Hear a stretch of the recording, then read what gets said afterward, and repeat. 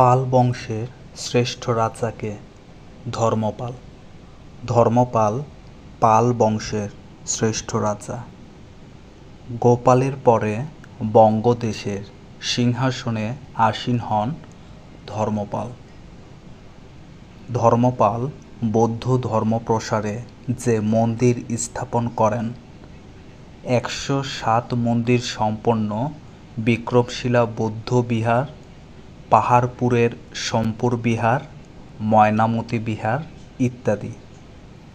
ধর্মপালের রাজত্বকাল ছিল 770 থেকে 810 খ্রিস্টাব্দে পর্যন্ত, অর্থাৎ 40 বছর।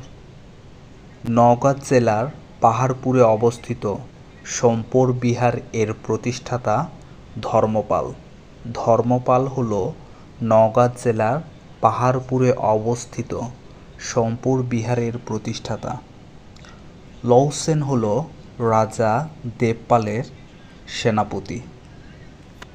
উদীয়মান প্রতিপত্তির যুগ বলা হয় দেবপালের শাসনামলকে। পাল সাম্রাজ্যের বিলুপ্তি ঘটে 1124 খ্রিস্টাব্দে। পাল সাম্রাজ্যের বিলুপ্তি ঘটে। চন্দ্রবংশের শাসনকাল বিস্তৃত ছিল 10ম থেকে 11শ শতক পর্যন্ত।